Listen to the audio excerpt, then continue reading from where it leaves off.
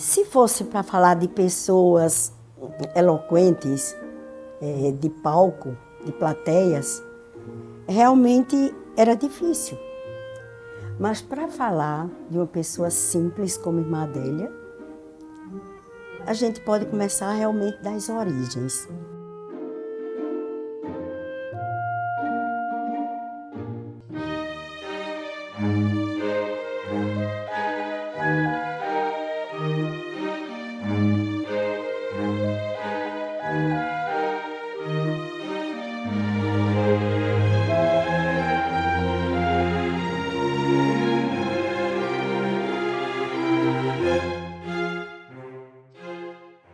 Foi uma criança de uma família numerosa, pobre, mas de uns pais assim devotados aos filhos em questão de religião. A nossa irmã teve esse nome, Irmã Adélia, ao ingressar na vida religiosa consagrada como religiosa da instrução cristã, pois o seu nome de batismo era Maria da Luz Teixeira de Carvalho, a segunda filha do seu Arthur e a Dona Alta. Ela nasceu no agreste pernambucano e, devido a uma longa estiagem na região, eles precisaram mudar-se para o sítio Guarda, ainda distrito de Pesqueira. Ela é uma menina do campo, do sítio, e que teve uma vivência, uma formação religiosa, né, e que Deus deu a ela uma graça. Eu costumo sempre dizer, né, Deus escolhe as pessoas e vai distribuindo as suas graças. Irmã dela nasceu aqui, tem a casa dela que ela nasceu, porque daqui ainda para a gente ver ali daquela vargem. Era um pessoal simples, como eu estou lhe dizendo. Tinha a casa deles, tinha a casa de Dona Alta, era uma casa cheia de santo, tinha tanto santo pelas paredes, que por sinal hoje eu sou a mesma coisa, que eu me criei com ela, eu gosto de minhas paredes cheias de imagens. Ela ajudava a sua mãe nas tarefas domésticas e também nos cuidados dos seus irmãos. Daí já brotava a semente da vida consagrada, de alguém que queria dedicar sua vida exclusivamente às pessoas mais necessitadas. Irmã Adélia também teve a base escolar com a sua mãe, que era professora, e mais tarde ela passou a ser nossa aluna lá no Colégio Santa Sofia, em Garanhuns. Irmã Adélia viveu parte de sua vida em terras indígenas, em contato direto com os índios. E hoje, a tribo Chucuru, que ainda reside em Simbres, participa de todas as celebrações da festa de Nossa Senhora no sítio Guarda.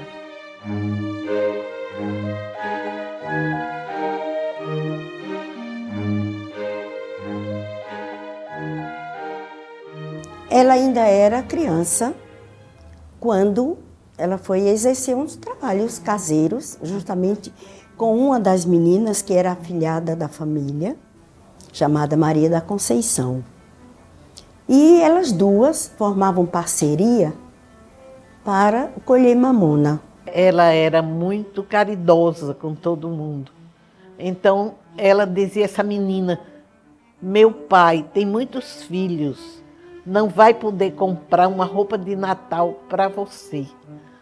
Então nós vamos tirar mamona para vender essa mamona e comprar uma roupa para você no Natal. E elas estavam fazendo isso. Aí depois a menina disse assim: eu tenho muito medo que Lampião apareça aqui agora. Então Maria da Luz pergunta a Maria da Conceição: o que você faria se Lampião e seus cangaceiros aparecessem aqui?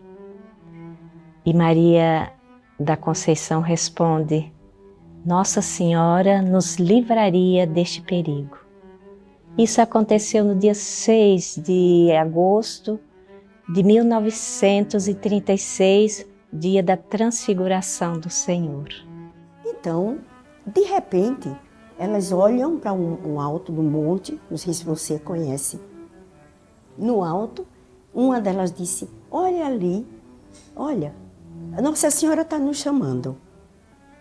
E a outra olhou e na história que elas contam como fantasia de criança, elas dizem, não sabem como, mas elas se viram lá em cima. Naquele momento, em direção lá, a pedra lá do monte, aí começou caindo uma chuva bem fininha e descendo uma nevezinha. Então, quando veio descendo aquela nuvenzinha branca, aí em direção à pedra deu como um relâmpago, que quando elas olharam, Nossa Senhora estava lá, dando cenas para elas, chamando elas. Ela com um menininho no braço. A primeira aparição, Nossa Senhora apareceu a elas com um menininho no braço.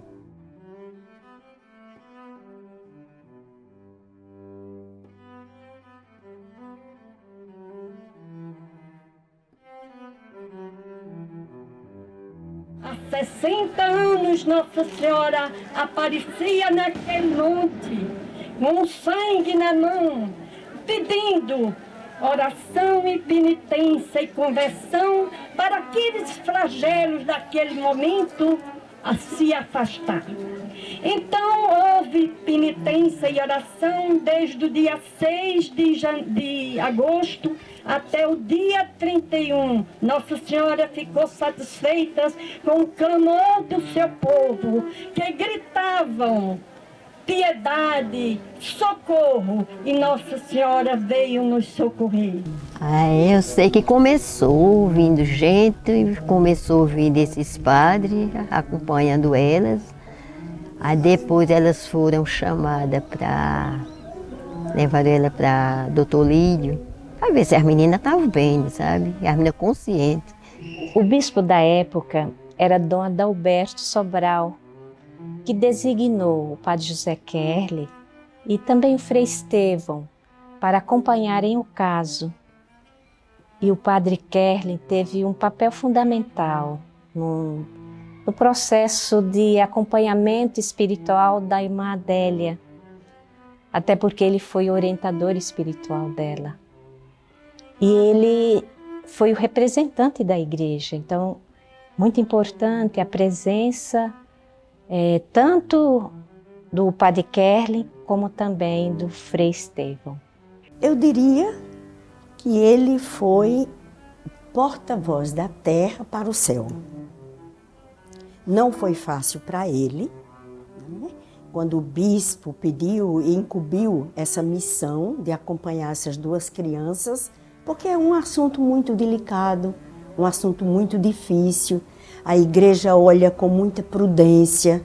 Mais tarde, o padre José Kerley e o Frei Estevão estiveram na região para tomarem conhecimento da experiência espiritual da Maria da Luz e Maria da Conceição. E ele pede que elas perguntem à Senhora qual era o seu rosto, a sua face. E então ela se revela dizendo, eu sou a Virgem da Graça. E da mesma forma, o seu pai, Arthur, também já havia orientado que elas perguntassem quem era a Virgem que ali se manifestava. E ela também já havia dito, eu sou a Virgem da Graça. Não, olha, irmã, que possa descrever a tua beleza, da tua alça, a tua alegria de ver esses filhos prediletos aqui perto.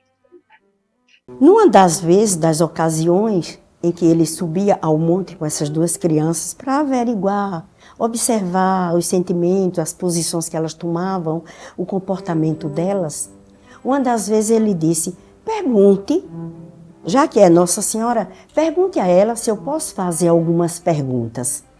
E as meninas perguntavam e ela respondia, sim, diga ao padre que pode. Porque ele confirmou diante do bispo, né? Porque ele fazia as perguntas em alemão a Nossa Senhora.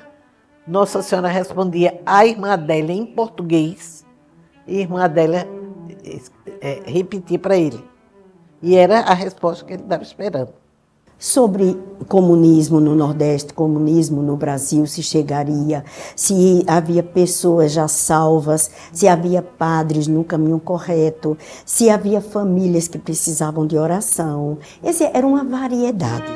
Durante o santo sacrifício da missa, Nossa Senhora estará presente aqui, com as graças derramando para vocês, com a alegria,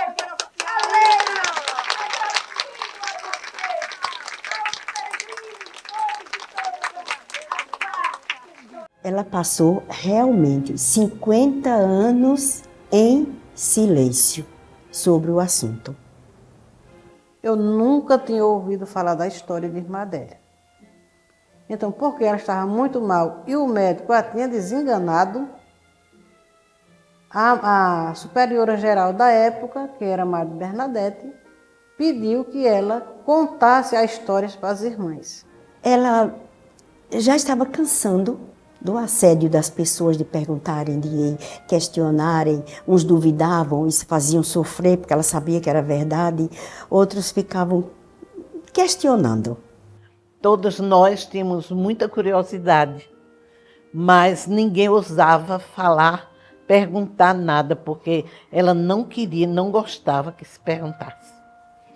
Ela mesma, sentindo cansada, ela foi ao padre José Kerle, que era padrinho também dela, e pediu para que ele a proibisse de falar, porque aí ela ficava livre de não tocar mais nesse assunto.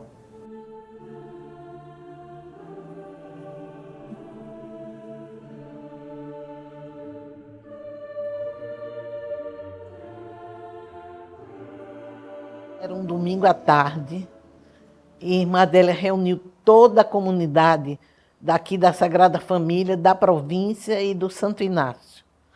E todas nós, nesse terraço grande, ficamos à escuta.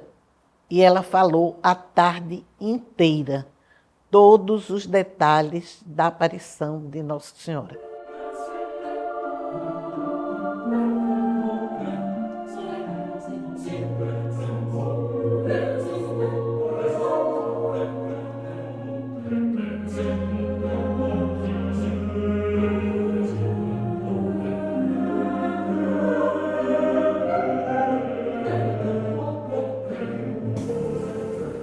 Surgiu de uma doença. Ela foi acometida de um câncer que estava se tornando meio violento no pâncreas.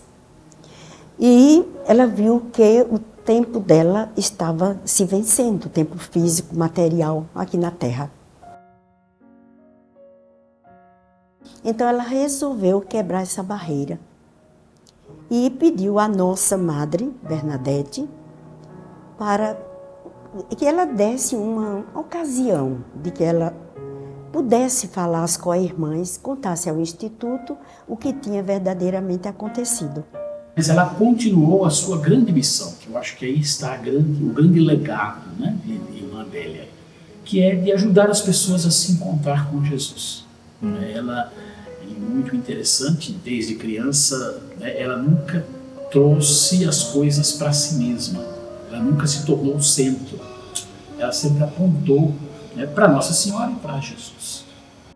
Ela era muito boa e simples. Ela tinha um temperamento forte, mas era uma pessoa assim que não demonstrava muito. Esperava as ocasiões, né? Eu ficava, por isso que eu tinha que falar com todo mundo, para poder, quando ela fosse falar, não desgostar as pessoas. Ela só, é como eu digo, não gostava, ninguém perguntasse a ela se ela viu Nossa Senhora, porque ela achava que era uma coisa muito grande. Isso, aí não ficava zangada. Eu vi a Irmã Adélia zangada quando alguém fazia essa pergunta a ela. Um dos últimos aniversários que ela celebrou no convento E na hora da missa, eu ia presidir a missa, e queriam que ela descesse para... Ela já estava bastante adoentada, ou então que ficasse no coro. E ela não assim, havia muitos repórteres, muitas fotografias, e me pediram para que fosse conversar com ela. E eu fui dizer a ela. E ela me disse, o mais importante aqui é Jesus. Eu não tenho nada, eu não mereço nenhuma homenagem. O mais importante aqui é Jesus e Nossa Senhora.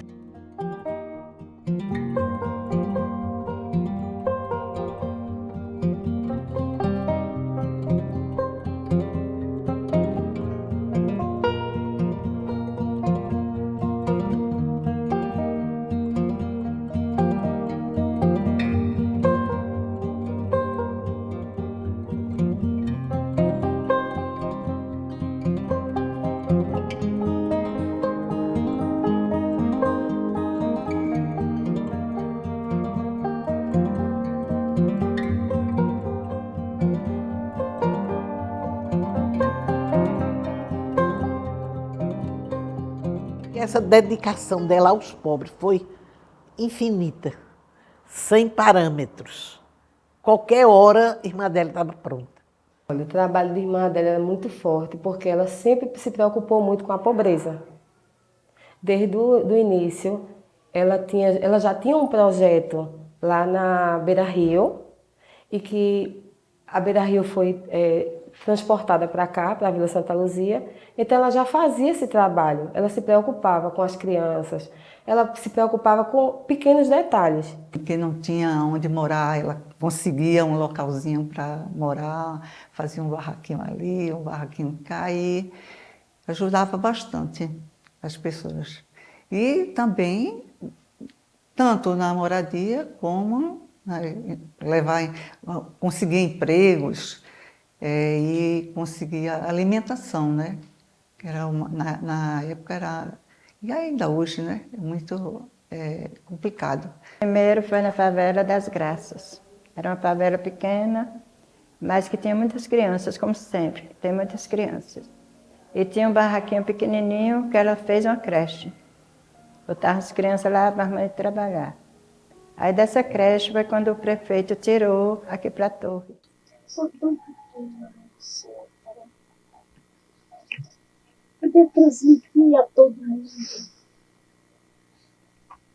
Dai minha graça, Mãe do céu, de tocar nos corações generosos, para me ajudar com os meus pés. Foi esta missão que me confiaste. Aí na Torre foi que foram as casas melhores, e a creche aumentou. Depois da creche ficou escolinha. E assim ela sempre caminhando assim, sempre na simplicidade.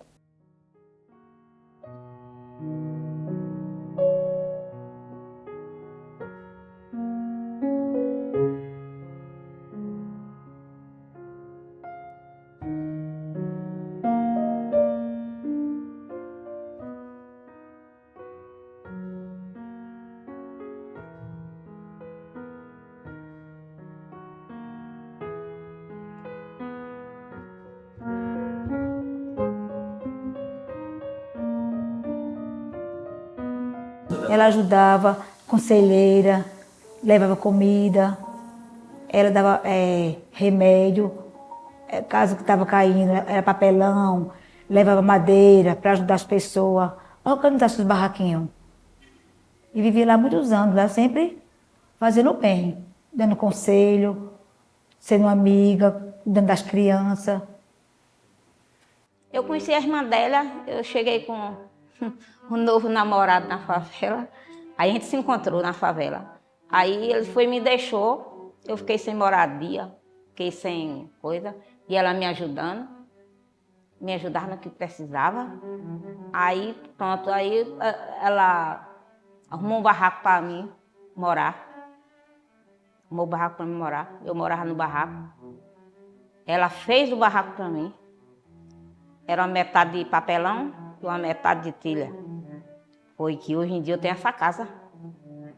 Que eu agradeço muito a Deus. Hoje em dia eu tenho essa casa, eu vou morar com meus filhos.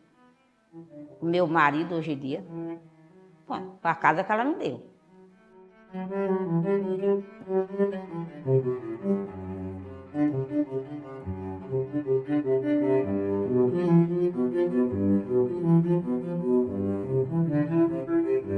Deseja aqui no meu coração aquele esforço que até hoje, até minha saúde, tudo eu darei, se Jesus exigir pela conversão do sacerdote daquele para a santificação daquele e a perseverança dele. Muito bom. E nos pobres, a minha missão, que Nossa Senhora se manifesta mais. Nossa Senhora não se manifesta assim em aparição, em mensagem para mim. Não, é mais no momento de oração.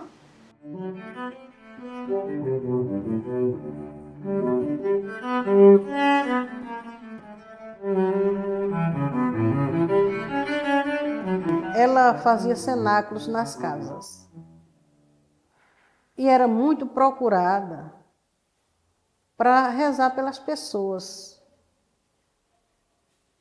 Então, nessas ocasiões, ela fazia as orações e dava orientações às pessoas. E quando acontecia as curas, as graças alcançadas, ela escrevia e trazia para mim bater. Na época era datilografia, então eu datilografava para ela ter maior facilidade de contar aquelas graças nos cenáculos. Teve um câncer de pulmão, há 24 anos atrás. Inclusive, mandaram para os Estados Unidos, cheguei lá e me disseram que era um câncer inoperável. Eu, como médico, sabia do potencial do câncer de pulmão. Para você ter uma ideia, mata 80% nos primeiros 6 meses. E aí o médico lá dos Estados Unidos disse, você vá para a sua terra, faça quimioterapia, se o tumor diminui muito, você vem cá que eu lhe opero. E assim foi feito. Eu conheci a irmã Adélia nesse intervalo. Como? Uma moça que mora aqui, inclusive perto, no Ponto do Shoa, chamada Amarinda Rezende, que era amiga da minha família, eu já tinha ligações com ela. E me trouxe aqui para ficar vendo ela. E eu fiquei muito ligado a ela. E ela me transmitiu muita confiança.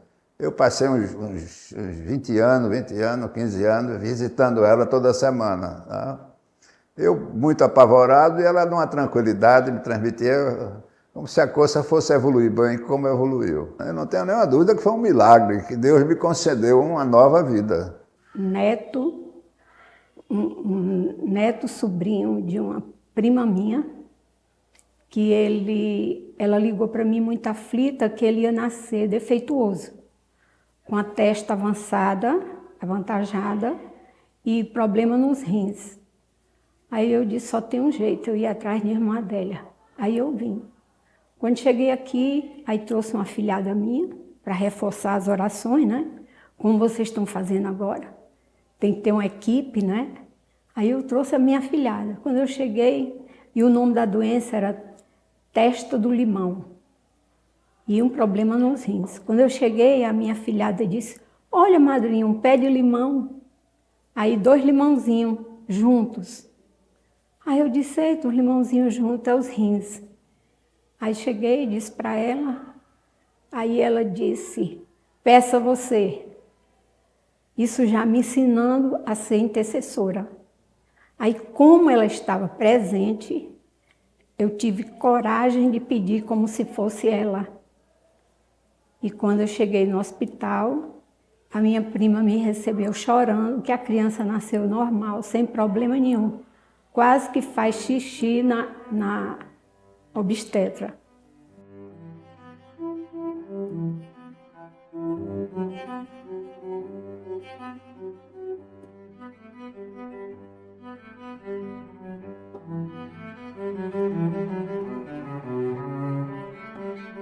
A irmã Adélia foi lá em casa e fez uma oração e deu umas pedras. Uma vez nós voltamos ao sítio Guarda e ela estava apanhando umas pedras. Aí eu disse, meu Deus, para que essa freira quer essas pedras?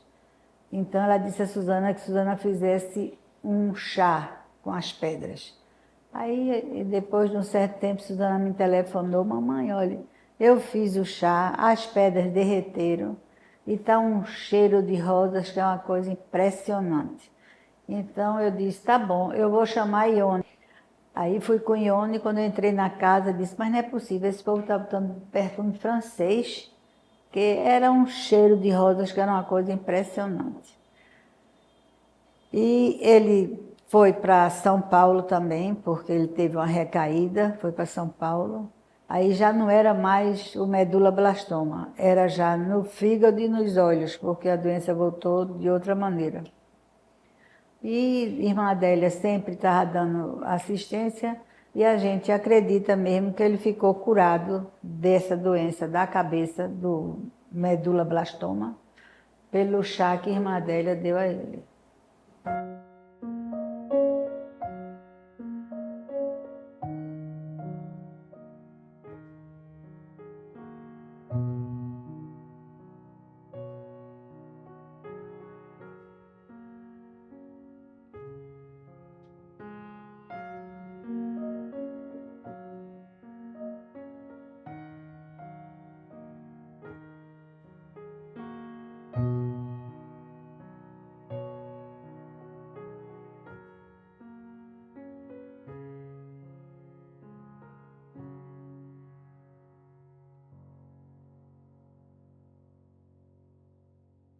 Primeiro, ninguém abre um processo, ou não podemos começar um processo, ou ninguém é declarado santo, porque alguém acha que a pessoa é santa. Primeiro vem de um clamor do próprio povo, das pessoas que conheceram e conviveram por ele.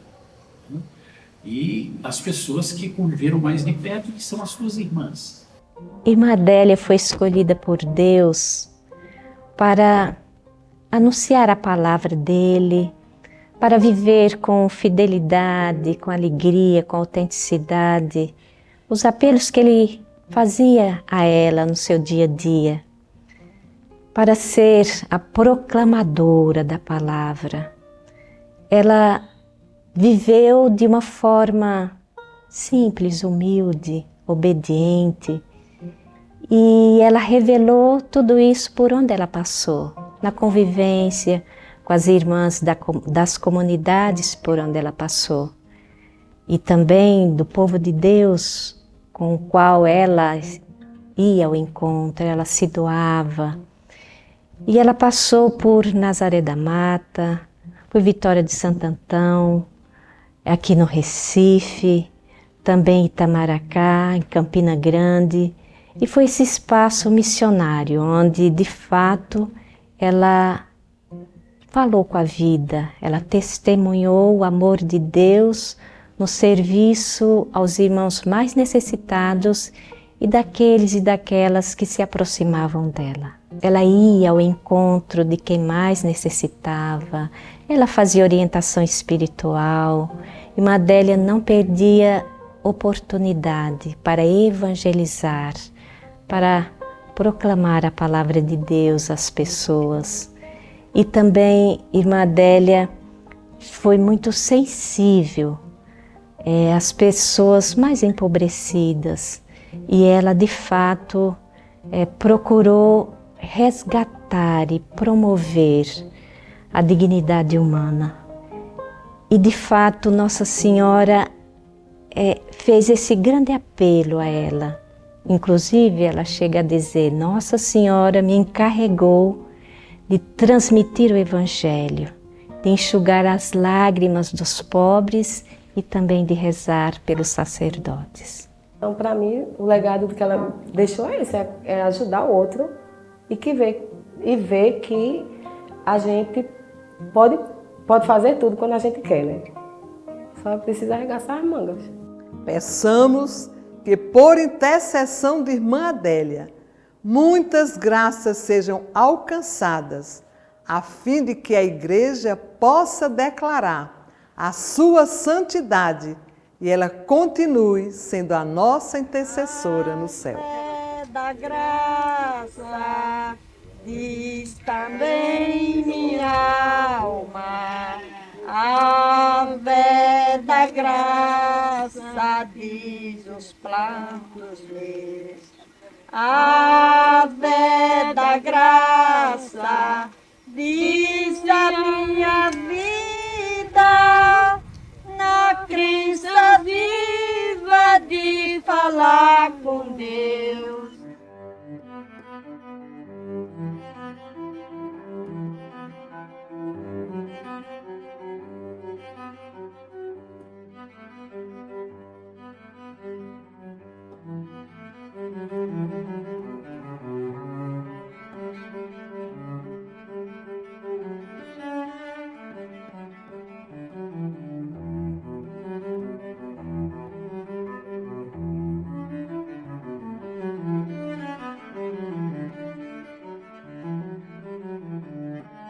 A carta pastoral de Dom Luís, que foi a segunda carta pastoral dele, inclusive, é um marco histórico, seja para o próprio processo de canonização, porque a igreja está dizendo, olha, nós reconhecemos esses eventos eles são presumíveis de devoção, e que nós estamos preparados para todos os desdobramentos, que seja de reconhecimento e seja também do próprio processo de canonização. Se a gente comparar outros eventos de aparições, como Lourdes, né, na França, e Fátima, em Portugal, todos esses eventos de reconhecimento, de canonização dos personagens, né, Fátima até o momento só foram reconhecidos como santos, Jacinta e Francisco, a irmã Lúcia ainda está em processo de canonização, mas todos esses atos de beatificação e canonização foram precedidos de uma carta pastoral reconhecendo o evento. Então essa carta pastoral, inclusive, nos dá subsídios para que as instâncias da Santa Sé, do Vaticano, possam analisar os posicionamentos que a Igreja tem tomado em relação a esse evento.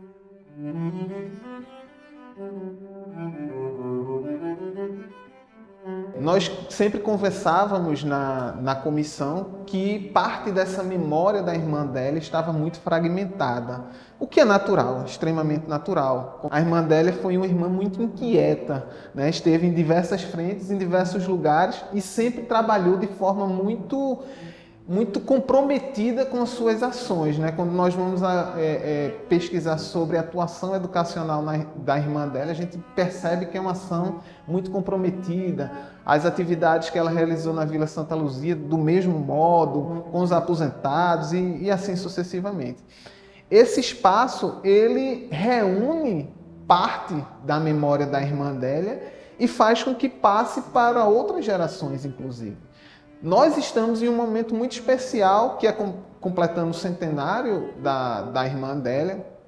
Agora há pouco também completamos uma data redonda das próprias aparições. Isso faz com que outras pessoas possam conhecer a história da irmã Adélia. É algo extremamente importante para a congregação, porque tem uma irmã passando por um processo, né, de beatificação e canonização. Então, esse processo, esse trâmite, que é extremamente natural, que seja longo, porque é necessário ter cuidado. Nós não sabemos quanto tempo vai levar, mas também é necessário que a memória dela fique viva dentro dos fiéis, dentro dos alunos que passem por aqui pela instituição, dos funcionários e das próprias irmãs que vão chegando à instituição. Eu acredito que é fundamental para que a gente tenha uma memória preservada, salvaguardada da história de uma das principais personagens do catolicismo em Pernambuco, mas também que tem uma importância fundamental no Brasil como um todo.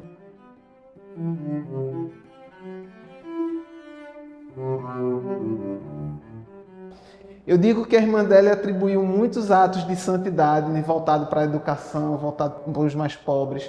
O Papa Francisco disse isso e o Dom Luís sempre nos lembrou. Existe santidade fora das portas, né, da igreja. A irmã Adélia foi uma personagem histórica comprometida com essa vida em santidade. Se ela vai ser levada aos altares, como a igreja está solicitando, como a congregação está solicitando, eu acredito que sim. Eu não sei o tempo, nós estamos animados. Eu espero que eu consiga ver isso, né? Mas eu acho que o povo já a canonizou. O que falta agora é um reconhecimento oficial da Cúria Romana. E isso é o que nós estamos buscando.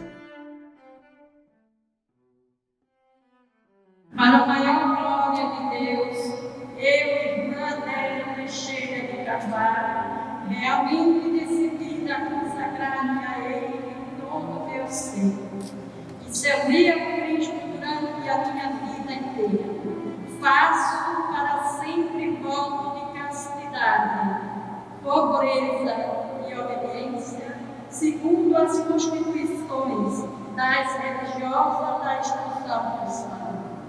E entrego-me com todo o meu coração a esta família, para chegar, com a graça do Espírito Santo, ajuda da Virgem Maria, ao maior amor, servindo a Deus e à Igreja.